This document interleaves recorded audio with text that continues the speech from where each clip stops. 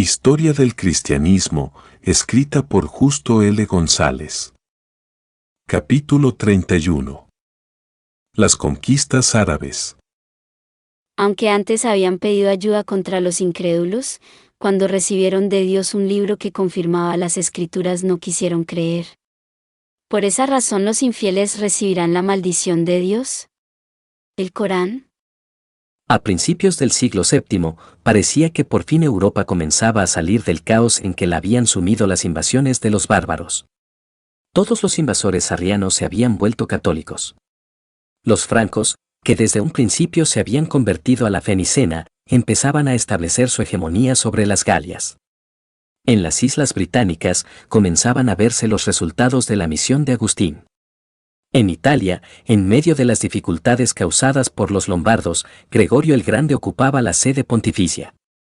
El imperio bizantino disfrutaba todavía del resultado de las conquistas de Justiniano, especialmente en el norte de África, donde el reino de los vándalos había desaparecido.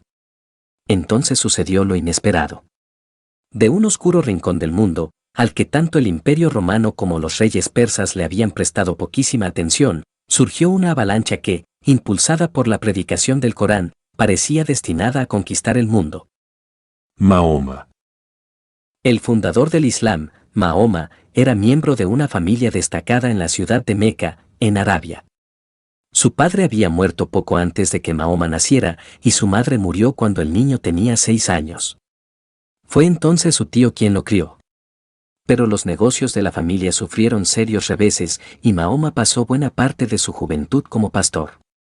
Después se unió al comercio de las caravanas, y su éxito fue tal que la viuda rica Khadija lo puso al frente de sus negocios.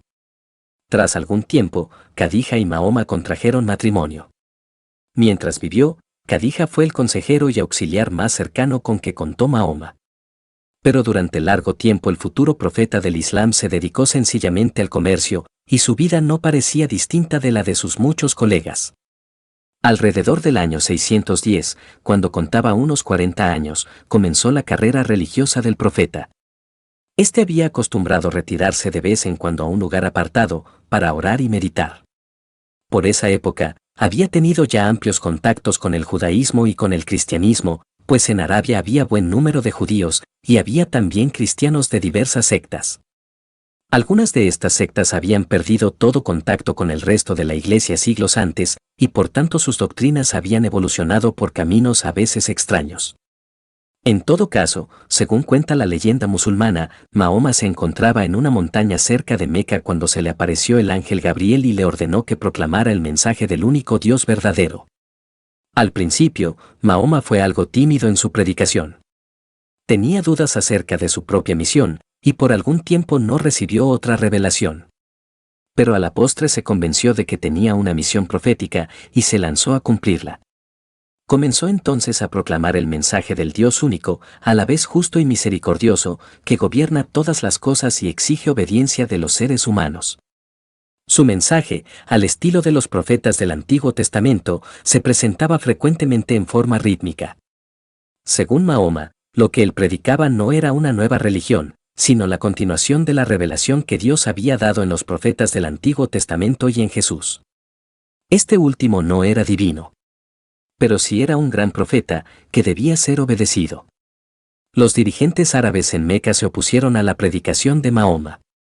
Meca era un centro de peregrinajes en la religión politeísta de Arabia, y buena parte de sus ingresos se relacionaba con su culto. Por tanto, los comerciantes de la ciudad, muchos de los cuales habían sido colegas de Mahoma, ahora se volvieron contra él y sus seguidores. En el año 622, Mahoma se refugió en un oasis cercano, donde estaba la población que después recibió el nombre de Medina. Es a partir de esa fecha que los musulmanes cuentan los años. Fue allí donde por primera vez se estableció una comunidad mahometana, en la que el culto y la vida civil y política siguieron las normas trazadas por el profeta. Tras una serie de campañas militares, negociaciones y pactos, Mahoma y los suyos tomaron la ciudad de Meca en el año 630. Con gran sabiduría y moderación, el profeta prohibió toda venganza contra sus antiguos enemigos, y se limitó a derrocar los ídolos del templo y a instaurar el culto monoteísta. A partir de entonces, Mahoma gozó cada vez de más prestigio y poder entre los árabes, y a su muerte, en el 632, buena parte de la península de Arabia se había hecho musulmana. Las conquistas de los califas. A la muerte de Mahoma, la dirección de la comunidad musulmana cayó sobre los califas del árabe califat, que quiere decir sucesor. El primer califa fue Abu Bekr, quien había sido uno de los principales acompañantes de Mahoma. Bajo Abu Bekr, el Islam consolidó su dominio en Arabia Occidental y tuvo sus primeros encuentros con los ejércitos bizantinos, que fueron derrotados en el 634. Abu Bekr murió al mes siguiente, y su sucesor Omar, quien gobernó por 10 años, continuó sus conquistas. El general Khalid, bajo cuyo mando se encontraban las tropas que habían derrotado a los romanos, invadió la región de Siria y en el 635 tomó la ciudad de Damasco. Tras ligeros reveses, los árabes derrotaron a un nuevo ejército que el Imperio Romano envió contra ellos, y en el 638 el califa en persona tomó posesión de Jerusalén. 2 años después, con la capitulación de Cesarea y de Gaza, toda la región quedó en poder de los árabes. Por el momento, los musulmanes no persiguieron a los cristianos ni a los judíos, pues eran pueblos del libro, es decir, del Corán, cuyo monoteísmo el Islam compartía. Así, por ejemplo, al entrar en Jerusalén el califa Omar decretó que a los cristianos se les asegurarán la vida y los bienes, sus iglesias y sus cruces. En asuntos religiosos, no habrá presión ni coacción. Los judíos han de habitar en Jerusalén junto a los cristianos, y los que en ella residan han de pagar el mismo tributo que los habitantes de otras ciudades. En términos generales, esta fue la política religiosa que siguieron los primeros califas en las tierras conquistadas. Solo el politeísmo y la idolatría se prohibían. Los cristianos y judíos podían continuar en el libre ejercicio de su culto, siempre que respetaran al profeta y al Corán. Después se prohibió la conversión de los maometanos al cristianismo o al judaísmo. Pero aparte de esto, y de ciertas limitaciones en las señales públicas de su culto, la única carga que se estableció sobre los judíos y los cristianos fue la obligación de pagar un tributo mediante el cual el Estado se sostenía. Quienes se convertían al Islam no tenían que pagar ese impuesto. Por tanto, al mismo tiempo que los musulmanes no tenían interés especial en fomentar las conversiones a su religión, muchos de los cristianos de convicciones más flexibles terminaron por aceptar la fe del profeta. Al mismo tiempo que se enfrentaban a los bizantinos en Siria, los árabes invadían la otra gran potencia vecina, el Imperio Persa. Este doble frente, que en teoría pudo haber sido desastroso, produjo resultados sorprendentes. En el 657, después de derrotar repetidamente a los persas, los árabes tomaron su ciudad capital, Ctesifón. Entonces continuaron su inexorable expansión hacia el este, mientras los persas se retiraban hacia las montañas. Finalmente, en el 651, y por tanto en tiempos del próximo califa, el último rey persa fue muerto, y al año siguiente los musulmanes eran dueños de todo el antiguo imperio persa. Mientras tanto, en el 639, otro contingente árabe invadió el Egipto, y rápidamente conquistó la mayor parte del país. En el 640, los árabes fundaron la ciudad que más tarde sería El Cairo. Y en el 642, al rendirse Alejandría, todo el país quedó en su poder. De allí la hueste musulmana continuó marchando victoriosa hacia el oeste, y en el 647 la ciudad de Trípoli capituló. Bajo el próximo califa, Othman, las conquistas marcharon más lentamente. En el norte de África los bereberes se oponían a sus avances, y el imperio bizantino, cuyas fronteras habían sido replegadas hasta el Asia Menor, logró por fin detener el avance del Islam en esa dirección. Además, hubo luchas internas entre los propios musulmanes, y a la postre Othman fue atacado y muerto por uno de los hijos de Abu Bekr. Pero a pesar de todo esto, Othman había dado los primeros pasos en la fundación de una escuadra árabe, y con ella logró conquistar la isla de Chipre, que hasta entonces había sido parte del Imperio Romano. La muerte de Othman no puso fin a la guerra civil entre los musulmanes. Su sucesor, Ali, no pudo retener el poder, y a su muerte lo sucedieron los califas omeyas, quienes al principio se dedicaron a consolidar su poder y establecieron su capital en Damasco. Por estas razones, durante la segunda mitad del siglo VII las conquistas árabes fueron más lentas. Aunque repetidamente atacaron a Constantinopla y otras regiones vecinas, sus fuerzas fueron rechazadas. Su principal conquista, el norte de África, requirió una lucha larga y azarosa, pues tanto los bizantinos como los bereberes los resistieron a cada paso. Pero a pesar de ello Cartago capituló en el 695 y al terminar el siglo muchos de los bereberes habían aceptado el Islam. En el año 711, un ejército musulmán compuesto de moros, bereberes y árabes, al mando de Tarik, cruzó el estrecho de Gibraltar, cuyo nombre se deriva del de Tarik, y derrotó al último rey godó, Rodrigo, cerca de Jerez. Pronto toda España, excepto los territorios asturianos y vascongados del norte, quedó bajo el dominio musulmán. De España, las huestes victoriosas pasaron a Francia, donde se adueñaron de buena parte de la costa sur. En el 721 marcharon sobre Tolosa, y en el 732 se encontraban cerca de Poitiers cuando fueron derrotados por los francos, al mando de Carlos Martel. Anteriormente, en el 718, otro ejército islámico, apoyado por la escuadra, había atacado a Constantinopla. El emperador León III había defendido la ciudad valerosamente y los musulmanes habían perdido casi toda su escuadra y buena parte de su ejército. Otra expedición, dirigida contra Sicilia en el 720, también había fracasado.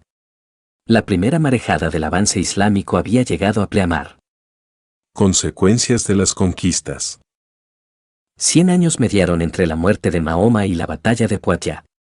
Fueron 100 años que cambiaron la faz del Mediterráneo y tendrían profundas implicaciones para el futuro de la región y de la Iglesia. Hasta entonces, a pesar de las invasiones de los bárbaros, el Mediterráneo había sido un lago romano. Es cierto que durante algún tiempo los vándalos dominaron la navegación en la región al oeste de Italia. Pero ese dominio fue breve y en todo caso nunca llegó a interrumpir la navegación y el comercio entre Egipto y Siria, por una parte, y Constantinopla e Italia, por otra. Ahora los musulmanes se habían adueñado de toda la costa del Mediterráneo, desde Antioquía, junto al Asia Menor, hasta Narbona en el sur de Francia, y por tanto el comercio marítimo cristiano quedó limitado a la porción nordeste del Mediterráneo, los mares Egeo y Adriático, y el Mar Negro. Durante la Edad de Oro del Imperio Romano, y aún después de las invasiones de los bárbaros, había existido un nutrido comercio que llevaba al occidente productos procedentes de Egipto y hasta del lejano oriente. De Alejandría se importaba el papiro, tan necesario para copiar manuscritos antiguos y producir nuevas obras. Del oriente provenían, a través del Mar Rojo, seda y especias. Tras las conquistas de los árabes, este comercio cesó. Esto quiso decir, por una parte, que escaseó el papiro y que los manuscritos tuvieron que empezar a copiarse en pergamino. Pero quiso decir además que la Europa occidental quedó relativamente aislada de las más antiguas civilizaciones del Egipto, Siria y el lejano Oriente. Esto a su vez la obligó a depender de sus propios recursos y a desarrollar su propia civilización. Por otra parte, las conquistas musulmanas le arrebataron a la cristiandad varios de sus más antiguos centros de difusión y pensamiento, Jerusalén, Antioquía, Alejandría y Cartago. En consecuencia, solo 2 ciudades quedaron entonces que podrían disputarse la hegemonía sobre el mundo cristiano, Roma y Constantinopla. Alrededor de cada una de ellas el cristianismo fue tomando su propia forma hasta que se produjo la ruptura definitiva, según veremos, en el año 1054. Quizá el Papa León III tenía en mente algunas de estas nuevas circunstancias aquel día de Navidad del 800, cuando ciñó la sien de Carlomagno con la corona imperial. Pero en todo caso, no cabe duda de que esas circunstancias fueron factores determinantes de los resultados de su acción. El emperador de Constantinopla, casi constantemente acosado por sus vecinos musulmanes, no tendría los recursos necesarios para intervenir decisivamente en el occidente. Roma, por su parte, se apartaría cada vez más de una iglesia bizantina que parecía estar bajo la tutela del poder imperial. Si hasta entonces el mapa del cristianismo se había trazado sobre el eje horizontal del Mediterráneo, a partir de las conquistas árabes y de la coronación de Carlomagno se trazaría sobre un eje vertical que iba desde Roma hasta las Islas Británicas, pasando por los territorios de los francos. El cristianismo bizantino quedaría cada vez más al margen de ese mapa. Queridos amigos, si les gustó este capítulo no olviden darle like, suscribirse y ver el próximo capítulo que les dejo en la descripción. Nos vemos allá.